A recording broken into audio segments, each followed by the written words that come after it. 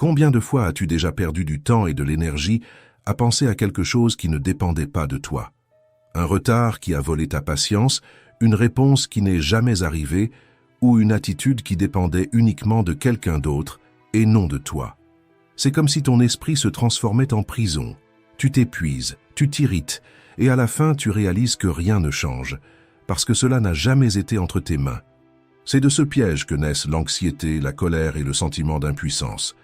Mais il existe une sortie, mettre ton énergie seulement dans ce que tu peux vraiment déplacer.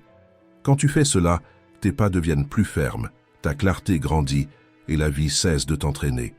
Le stoïcisme est cet entraînement, se libérer de ce que tu ne contrôles pas et agir avec courage là où ton action a du poids. C'est de cela que nous allons parler dans cette vidéo.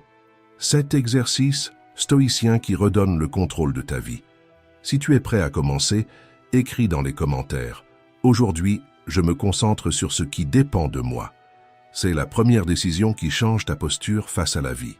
Et avant que nous plongions dans la première pratique, mets déjà un like et abonne-toi à la chaîne. De cette façon, cette vidéo atteindra plus de personnes qui recherchent cette clarté. Maintenant, oui, commençons.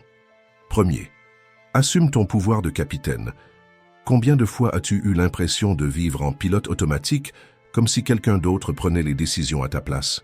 C'est comme si le bateau de ta vie était conduit par des mains étrangères et toi simplement spectateur, sans savoir vers où tu vas.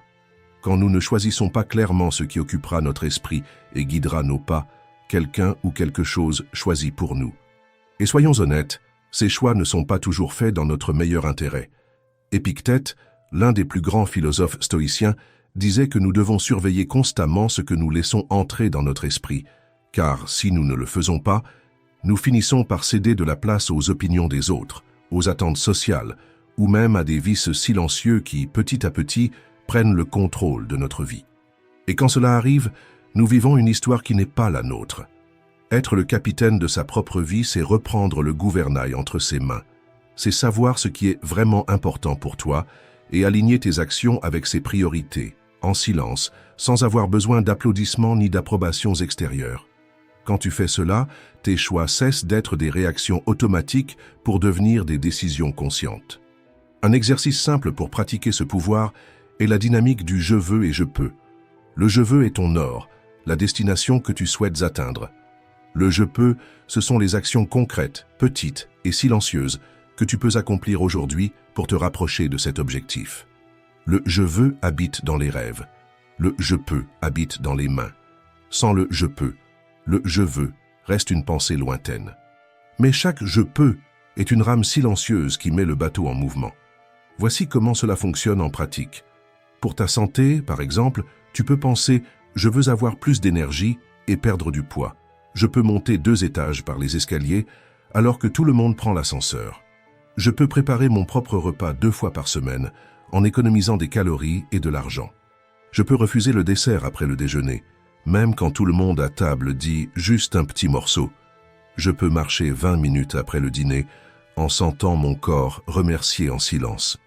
Dans ta carrière, si ton « je veux » est d'obtenir une promotion, je peux accepter un projet que personne ne voulait en montrant de l'initiative. Je peux étudier 30 minutes par jour pour améliorer mes compétences. Je peux frapper à la porte de mon supérieur et demander « que puis-je améliorer ?» Je peux échanger 1 heure de distraction contre 1 heure de concentration totale sur une tâche importante, dans tes relations. Je veux plus de proximité avec mon fils. Je peux éteindre le téléphone au dîner et le regarder dans les yeux. Je peux m'asseoir par terre pour construire le jouet qu'il m'a tant de fois demandé. Je peux lui demander ce qui a été important pour lui dans la journée et l'écouter vraiment sans précipitation. Dans ta vie financière, je veux économiser pour un voyage. Je peux cuisiner à la maison un vendredi soir au lieu de commander un repas. Je peux vendre un vêtement ou un objet oublié dans l'armoire. Je peux mettre de côté une somme fixe, même petite, et la laisser grandir mois après mois. Remarque, le « je veux » rêve de la destination, mais c'est le « je peux » qui met le bateau en mouvement. Sans action, le désir reste seulement une pensée, une idée, mais avec l'action, il devient un chemin. Marc Aurèle a écrit dans ses pensées « Cesse de parler de la façon dont un homme de bien doit être et sois-en un. La même chose vaut pour nos objectifs. Cesse de seulement parler de ce que tu désires, et commence à agir comme quelqu'un qui vit déjà ce choix. La pratique est claire. Définis aujourd'hui un « je veux » et 3 « je peux » à mettre en action. Fais-le en silence, seulement avec toi-même, et observe comment ta vie commence à prendre une direction. Si cette leçon a eu du sens pour toi, écris dans les commentaires « Je suis le capitaine de ma vie ». Ce geste symbolique est un rappel qu'à chaque décision consciente, tu reprends la barre et choisis la route de ton propre voyage. Deuxième, utilise ce que ton esprit et ton cœur possèdent déjà. Parfois, tout arrive en même temps. Un message de travers, un délai qui explose, l'envie d'abandonner. À l'intérieur, l'esprit déclenche des réponses anciennes, se plaindre, remettre à plus tard, attaquer, fuir. Mais avant le premier élan, il existe un instant silencieux où tu choisis qui tu vas être. C'est dans ce petit espace entre le déclencheur et la réaction que résident tes outils intérieurs. Quand tu apprends à y accéder, le monde extérieur cesse de commander ta vie. Épictète, le sage stoïcien, enseignait que ce n'est pas l'obstacle qui définit notre vie, mais la manière dont nous choisissons de l'affronter. Si quelqu'un nous offense, nous pouvons utiliser cette insulte comme une occasion d'exercer la patience. Si nous affrontons la douleur, nous pouvons découvrir notre résistance, et face à la tentation, nous avons la chance d'exercer l'autocontrôle. Le secret ne se trouve pas dans ce qui arrive dehors, mais dans ce que tu éveilles à l'intérieur de toi. Cet exercice nous invite à nous rappeler, chaque fois que nous faisons face à une difficulté, les outils intérieurs que nous possédons déjà.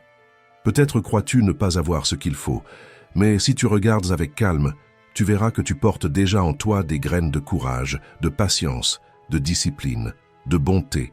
Il suffit de les utiliser. Et quand il semblera que quelque chose manque, le défi en lui-même sera l'occasion parfaite de le développer. Marc Aurèle a écrit « Cherche en toi-même ». C'est là que réside la source du bien, et elle peut couler sans cesse si tu l'explores toujours. Cela signifie que la véritable force ne se trouve pas dans les circonstances, ni dans l'opinion des autres, mais dans l'accès, en silence, à ce réservoir intérieur qui ne s'épuise jamais. Pense à des situations simples du quotidien. Lorsque tu es au régime et que tu refuses un dessert, ce n'est pas seulement la nourriture que tu contrôles, c'est le muscle de l'autocontrôle qui se renforce. Ou quand tu te lèves pour travailler même ces jours où la paresse pèse, tu entraînes l'autodiscipline sans témoin, sans applaudissements, seulement avec ta conscience.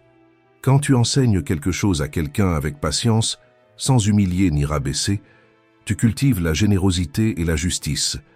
Ou lorsque tu respires profondément face à une provocation et que tu choisis le silence, tu entraînes la vertu de tempérance. Chaque défi est comme une salle de sport de l'âme. Le poids peut être inconfortable, mais c'est lui qui fortifie les muscles invisibles de ton caractère. Le problème, c'est que, bien souvent, nous ne voyons que la difficulté, et nous oublions les batailles déjà gagnées, les outils que nous possédons déjà. Mais la vérité, c'est que tu as déjà survécu à des jours que tu pensais insupportables. Tu as déjà surmonté des douleurs qui semblaient impossibles. Tu as déjà trouvé des issues alors que tout paraissait perdu. Et si tu as réussi une fois, tu peux réussir encore. La pratique est simple. La prochaine fois que tu seras face à une difficulté, ne demande pas « Pourquoi cela m'arrive-t-il ?», mais plutôt « Quel outil intérieur puis-je entraîner maintenant ?» Parce que c'est ainsi que le changement se produit, non pas avec de grands discours, mais dans le silence de chaque choix quotidien. Si cette leçon t'a touché, laisse en commentaire « Je cherche en moi-même ». Écrire cela, c'est comme allumer une flamme discrète en toi. Un rappel que les plus grandes transformations commencent à l'intérieur avant d'apparaître dans le monde. Troisième, résous les petites luttes avant qu'elles ne deviennent de grandes guerres. Les petites déceptions du quotidien sont comme des piqûres de moustiques. Une seule dérange, mais plusieurs à la suite peuvent te laisser épuisé, irrité et sans énergie. La vérité, c'est que nous ne tombons pas toujours à cause de grandes tragédies, mais bien à cause de ces petites contrariétés qui s'accumulent. Le retard du métro, le message qui n'a pas reçu de réponse, l'application qui annule la course au moment précis où tu en as le plus besoin. Ce n'est pas la gravité du problème qui détruit ta paix, c'est sa répétition à l'intérieur de ton esprit. Le stoïcisme nous invite à voir ces situations autrement. Au lieu de laisser l'irritation grandir jusqu'à dominer ton humeur, tu peux apprendre à la regarder avec conscience. Le sentiment surgit, mais tu choisis de l'alimenter ou de l'affaiblir. Voilà la clé. Ne pas nier ce que tu ressens, mais apprendre à réguler tes réactions. Car si tu prends le temps d'y réfléchir, presque tout ce que nous appelons aujourd'hui un problème serait considéré comme un luxe à d'autres époques.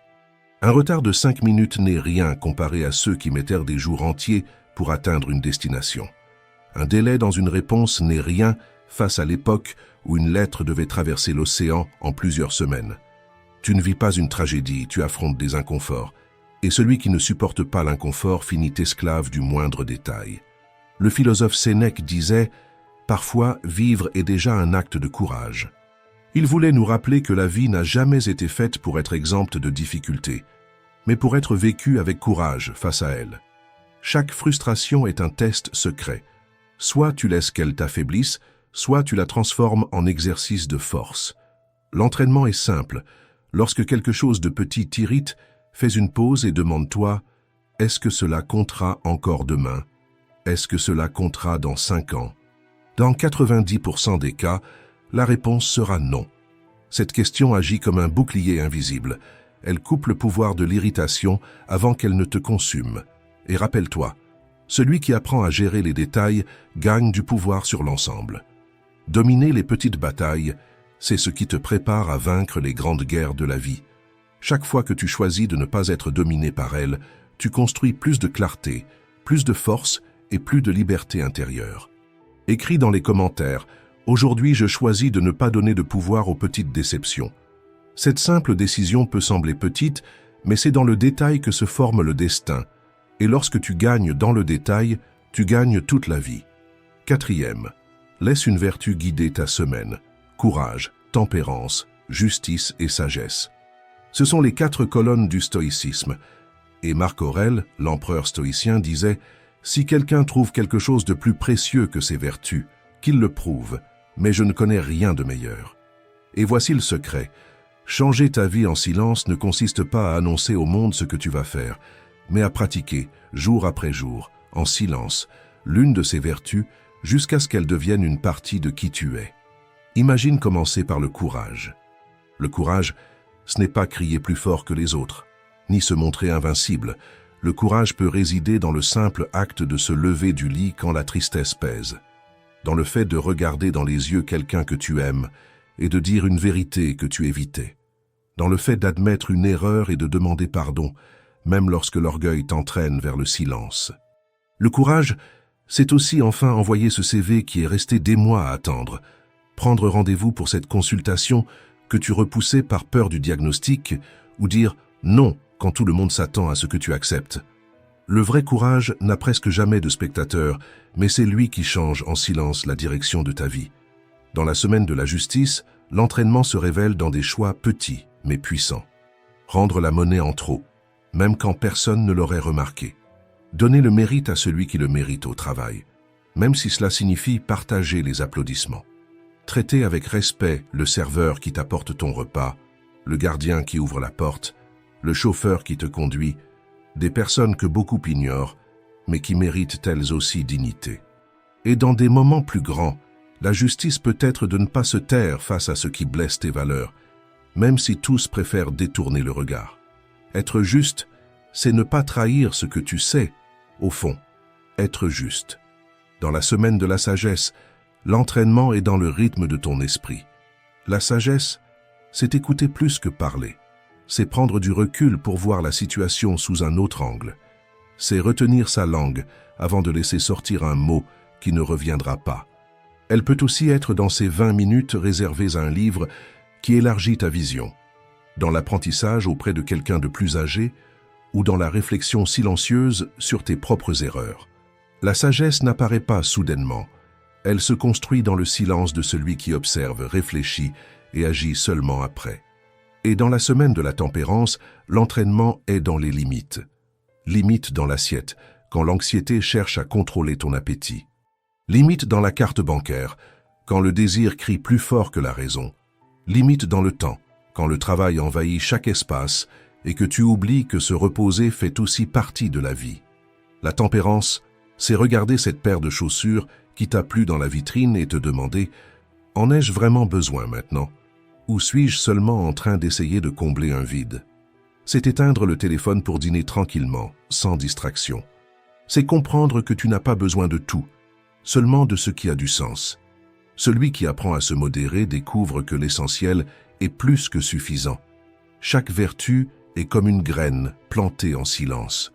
Tu n'as pas besoin d'en parler à qui que ce soit, car le fruit apparaît de lui-même. Plus de fermeté, plus de clarté, plus d'équilibre. Et quand ces graines grandissent en toi, l'insécurité perd sa place. Et ce qui reste, c'est une vie guidée par des valeurs que rien ne peut effacer. L'exercice est simple. Choisis une vertu et vis avec elle durant cette semaine. Pas besoin d'annoncer ni de justifier, pratique simplement. Parce que les changements qui transforment vraiment ne s'exhibent pas. Ils fleurissent en silence et illuminent tout autour. 5e. Pratique la révision quotidienne. Combien de fois arrives-tu à la fin de la journée avec l'esprit fatigué, sans même savoir exactement pourquoi? Les heures ont passé, tu as couru, répondu à des messages, géré des pressions, mais au moment de t'allonger, tu ressens comme si quelque chose était resté inachevé. C'est comme si tu vivais chaque jour en pilote automatique, accumulant pensées et émotions sans jamais t'arrêter pour les organiser. Et c'est à ce moment que naissent la confusion mentale, l'anxiété et la sensation d'être toujours en dette avec toi-même. Sénèque conseillait qu'à la fin de chaque journée, nous cherchions un endroit tranquille et que nous réfléchissions. Qu'ai-je fait de mal? Qu'ai-je fait de bien? Qu'aurais-je pu faire autrement? C'est un exercice simple, mais capable de changer le cours de ta vie en silence. Cette pratique n'est pas nouvelle. Au XVe siècle, Ignace de Loyola l'a appelé l'examen quotidien. Aujourd'hui, des psychologues et des spécialistes du développement personnel confirment eux aussi. S'arrêter quelques minutes pour revisiter la journée est l'une des habitudes les plus puissantes pour la connaissance de soi. Quand tu écris ou réfléchis à ce qui s'est passé, quelque chose de magique se produit. Tu te vois avec plus de clarté. Les erreurs ne deviennent pas des monstres insurmontables, les réussites ne passent pas inaperçues, et chaque attitude prend la valeur qu'elle a réellement. Cet examen quotidien peut être divisé en 3 questions simples, mais transformatrices. La première à se poser: qu'ai-je fait de mal? Peut-être qu'aujourd'hui tu as haussé la voix contre quelqu'un qui n'avait aucune faute, déversant ton irritation sur celui qui ne cherchait qu'à aider. Peut-être as-tu promis quelque chose que tu n'as pas tenu, alors que tu savais que tu pouvais le faire. Ou peut-être as-tu dépensé un argent que tu n'avais pas, seulement pour apaiser une anxiété passagère. Ces faux pas ne font pas de toi une mauvaise personne, mais admets-les et ils cesseront de te contrôler. Tant que tu n'admets pas une erreur, tu n'as aucun pouvoir sur elle. Nier, c'est rester prisonnier, mais lorsque tu écris et reconnais, tu commences déjà à reprendre le contrôle. Se tromper ne te définit pas. Tu n'es pas l'erreur, tu t'es seulement éloigné de la vertu un instant. Reconnaître, c'est la clé pour revenir sur le bon chemin. La deuxième, qu'ai-je fait de bien? Même une horloge arrêtée indique la bonne heure 2 fois par jour. Personne n'est 100% dans l'erreur. Lorsque tu notes tes réussites, tu renforces en toi l'habitude de bien agir. Cela nourrit la confiance, fortifie ton estime de soi et te montre que tu possèdes déjà des vertus vivantes en toi, n'attendant qu'à être répétées. Cela peut avoir été quelque chose de simple, écouter un ami avec patience au lieu de l'interrompre. Accomplir la tâche que tu repoussais depuis des jours, choisir de t'exercer même sans envie, ou simplement respirer profondément au lieu de réagir avec colère. Écrire ce qui a bien fonctionné, c'est entraîner ton esprit à voir que tu es capable. Et cela vaut de l'or. Consigner ces moments, c'est comme arroser des graines, de petites actions qui, répétées, grandissent en confiance et en caractère. Et, la troisième, qu'aurais-je pu faire différemment? Voici l'espace pour transformer des attitudes en sagesse. Peut-être qu'aujourd'hui, tu as répondu avec rudesse à quelqu'un sans raison. Peut-être as-tu passé 1 heure à faire défiler des commentaires inutiles sur Internet, alors que tu aurais pu lire, marcher ou te reposer. Ou peut-être as-tu évité une conversation importante parce qu'elle était inconfortable, et tu portes maintenant un poids à l'intérieur. Demande-toi, aurais-je pu agir autrement? Car lorsque tu en as conscience, ta vie commence à se transformer. La répétition cesse d'être une habitude aveugle pour devenir un choix conscient.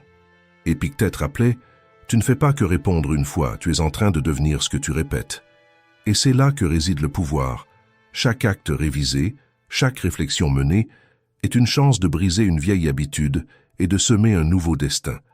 La révision quotidienne, c'est comme tenir un miroir devant ton âme. Tu n'as pas besoin de publier, de raconter ou de justifier, c'est un dialogue silencieux avec ta conscience. Commence simplement. Une fois par semaine, prends ton téléphone ou un carnet et réponds à ces 3 questions. Avec le temps, tu réaliseras que tu n'es pas seulement en train de revoir ta journée, tu es en train de modeler en silence la personne que tu désires devenir. Assume cet engagement de t'observer vraiment. Écris dans les commentaires. Aujourd'hui, je réfléchis sur ma journée. Ce n'est pas seulement une phrase, c'est un tournant. Le début d'une vie plus consciente et guidée par ta propre clarté. 6e, l'art de se détacher. Pense à quelque chose que tu considères comme indispensable. Cela peut être un dessert après le déjeuner, les heures passées à faire défiler les réseaux sociaux, ou même cette habitude de relire 1000 fois un message avant de l'envoyer par peur du jugement. Peut-être s'agit-il même d'une dépendance qui semble inoffensive, comme le café en excès, la cigarette sociale du week-end, ou le besoin de vérifier les notifications toutes les 5 minutes. Maintenant, imagine vivre sans cela pendant quelques jours. Au début, cela paraît inconfortable, comme si tu renonçais à ton bonheur. Mais en réalité, tu es en train d'exercer l'une des plus grandes libertés qui existent, le pouvoir de l'autocontrôle. Ce que tu appelles confort peut être justement ta prison. Quand tu oses mettre de côté quelque chose qui domine ta routine, tu découvres que tu es plus fort que tu ne le pensais. Tu réalises que la vie continue et que tu n'as pas besoin de cela pour être entier. Et dans ce processus, tu deviens quelqu'un capable de faire ce que la majorité n'a pas le courage d'essayer. Cela vaut pour des choses simples. Résister à ton dessert préféré et constater que tu n'en dépends pas pour te sentir bien. Réduire le temps passé sur les réseaux sociaux et découvrir qu'il reste de la place pour parler avec quelqu'un ou simplement reposer ton esprit. Ou affronter l'insécurité qui t'a toujours paralysé en avançant malgré la peur. Mais le détachement n'est pas seulement matériel, il est aussi émotionnel. Nous nous attachons à des sentiments comme la peur, l'autocritique et l'insécurité, comme s'ils faisaient partie de nous. Ils fonctionnent comme des poids invisibles. Tu sais bien qu'ils te font du mal, mais tu les portes quand même. Le défi est de lâcher ce poids. Chaque fois que tu agis avec confiance malgré le doute, chaque fois que tu refuses de nourrir une pensée négative, tu entraînes ton esprit à être libre. Sénèque disait « Parfois le simple fait de vivre est déjà un acte de courage. » Et le courage, c'est cela. Lâcher ce qui ne te sert plus, même si ça fait mal, même si au début cela semble impossible. Ce défi ne consiste pas seulement à résister à une habitude. Il s'agit de te libérer des chaînes qui empêchent ta croissance. Il s'agit de renoncer à ce qui t'emprisonne pour faire de la place à ce qui peut te transformer. Quand tu fais cela, tu découvres qu'une grande partie de ce que tu croyais indispensable était en réalité un obstacle à ton véritable potentiel. La pratique est simple. Choisis aujourd'hui quelque chose que tu vas laisser derrière toi dans les prochains jours. Cela peut être une habitude comme la procrastination, un excès comme les réseaux sociaux ou un sentiment comme la peur constante. Rappelle-toi, ta vie et ton bonheur ne dépendent pas de ce que tu abandonnes, mais des choix conscients que tu fais à la place. Et voici le point. Tu n'as pas besoin de raconter au monde ce que tu es en train de laisser derrière toi. Il suffit qu'en silence, tu prennes cet engagement avec toi-même. Parce que quand tu lâches quelque chose qui t'emprisonne, l'espace qui reste est toujours rempli par de la force. Écris dans les commentaires simplement « Aujourd'hui, je lâche ce qui m'emprisonne ». Il ne s'agit pas d'exposer ce que tu as choisi, mais de te rappeler à toi-même que tu es plus libre qu'hier. 7e. Choisis, chaque jour, ce qui vaut vraiment la peine. Imagine qu'à la fin de cette journée, tu fasses une liste de tout ce que tu as accompli et que tu te demandes en silence « Aurais-je vécu cette journée de la même façon si j'avais su que c'était la dernière de ma vie ?» Cette simple question a le pouvoir de renverser ta routine. Soudain, ces heures passées à faire défiler le fil d'actualité ou à accomplir des tâches sans importance paraissent vides. Pendant ce temps, une étreinte à ta mère, une conversation sincère avec ton fils, quelques minutes de silence pour prendre soin de ton esprit, ou ce projet que tu repousses toujours, tout cela prend une importance immense. Cet exercice fonctionne comme un filtre. Il sépare ce qui n'est que bruit de ce qui est essentiel. Tu commences à voir que beaucoup de choses qui occupent ton temps ne sont rien d'autre que des distractions. Et en même temps, tu réalises que les expériences les plus simples, être présent avec ceux que tu aimes, cultiver une habitude saine, te consacrer à ce en quoi tu crois vraiment, sont celles qui apportent un véritable sens. Les stoïciens appelaient cette pratique « memento mori », souviens-toi que tu vas mourir. Pour eux, ce n'était pas une idée sombre, mais une boussole. Marc Aurèle écrivait dans ses méditations « Tu pourrais quitter la vie dès maintenant ». Que cela détermine ce que tu fais, ce que tu dis et ce que tu penses. La conscience de la mort n'est pas là pour t'effrayer, mais pour t'éveiller. Elle nous appelle à vivre de manière authentique, à cesser de gaspiller notre énergie avec ce qui n'a pas d'importance, et à diriger nos journées vers ce qui reflète qui nous sommes vraiment. Quand tu te souviens de ta mortalité, le superflu perd sa force et l'essentiel se révèle. Réfléchis, si aujourd'hui était le dernier, aurais-tu passé des heures à te disputer sur Internet? Ou bien aurais-tu passé ce coup de téléphone important, écrit ce message, ou simplement regardé le ciel quelques minutes avec gratitude? Cet exercice n'est pas une invitation à attendre la mort, mais à apprendre à vivre. Chaque jour peut être une répétition silencieuse de ta meilleure version, un engagement à ne pas te perdre dans les trivialités, mais à choisir ce qui compte vraiment. La pratique est claire. À la fin de chaque journée, regarde en arrière et demande-toi « Si c'était la dernière, serais-je fier de ce que j'ai vécu ?» Si la réponse est non, ajuste ta trajectoire, car ce sont dans ces choix quotidiens que se construit une vie pleine de sens. Tu peux transformer ta vie à partir du moment où tu décides de vivre ce qui compte vraiment. Et si cette vidéo t'a aidé d'une manière ou d'une autre, laisse un like et abonne-toi pour en apprendre davantage sur la maîtrise émotionnelle. Cela fera une vraie différence dans ta vie. Merci d'avoir regardé.